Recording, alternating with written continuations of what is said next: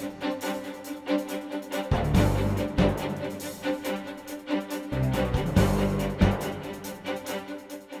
this is Alex Helmbrecht, the Sports Information Director at Chadron State College, and I'm sitting this morning with Chadron State head football coach Jay Long.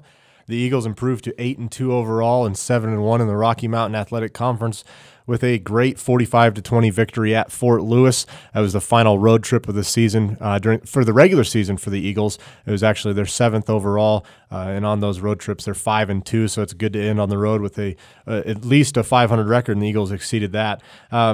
It was one of those games, really kind of for the first 20 or so minutes. It was pretty close. The Eagles Fort Lewis jumped out to a 3-0 lead. Chadron State responded with a long touchdown pass from Chapman Ham to Nathan Ross, kind of on a razzle-dazzle play. And then the Eagles added another touchdown, but Fort Lewis scored twice to make it 14-13 before Chadron State took control midway through the second half. Coach, what kind of game did you think that it was like? I mean, Fort Lewis came into it as a team who was probably going to try to throw all over you guys, but they ended up running for more than what they threw.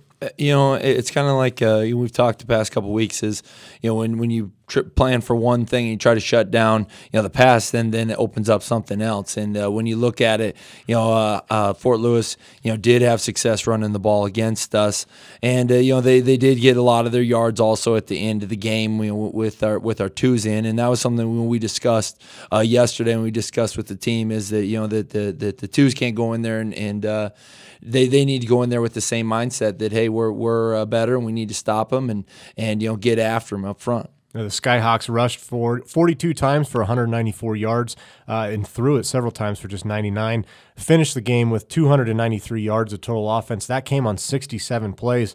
Interestingly enough, the Eagles ran 62 plays and gained 419 yards. So another good day at the office for the offense. Yeah, we had a lot of big plays offensively, and when we went into half, I think we had 31 points on the scoreboard, and that things are clicking when that happens, and I thought we had a good balance yesterday of running the ball and passing the ball, and when you look at it, Nate Ross had an outstanding day, both returning kicks and catching balls. And we had a lot of big plays also, which then results in fewer plays of offense. And Nathan Ross had 6 catches for 130 yards, 2 touchdowns.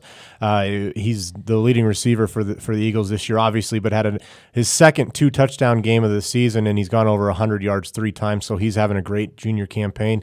Glenn Clinton scored twice as well. He ran for 109 yards on just 14 carries. Averaged just a shade under 8 yards a carry, which would make any offensive line coach happy. One of the things that probably wouldn't make you happy so much was the Eagles' penalties.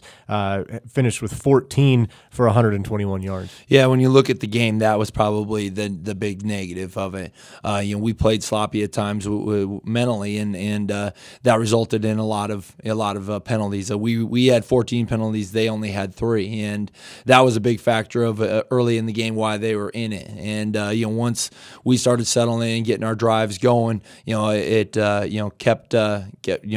up then taking over in the game. The Eagles also did an excellent job of converting turnovers into points. Scored off of all 4 turnovers that they created. Treeland Taylor had 2 interceptions, recovered a fumble. Kevin Lindholm recovered a fumble as well.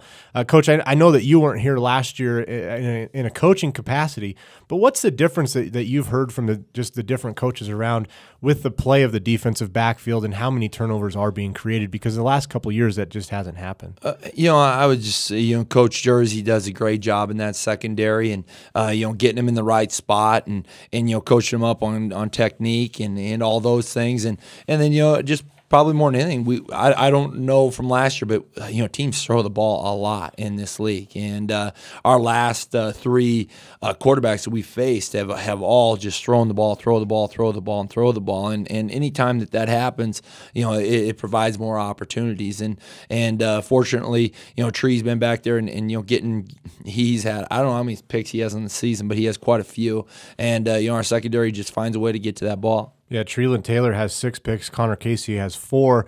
Just those 2 guys combined already equal the total that the team had last year. And the Eagles still have 4 or 5 other guys with at least 7. So it's been a good year for the defensive backfield.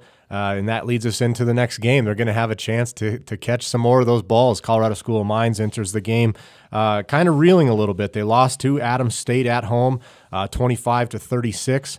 I didn't have a chance to watch the game, but Colorado Mines is one of those teams where if you can kind of hold them under 30, 35 points, they kind of become a different offense. They're obviously a pass-first team. So it should be a good game, a great atmosphere in the final home game. Yeah, when you look at it, our guys know that this is but we're actually the playoffs start this weekend for us. If we win, we continue to play.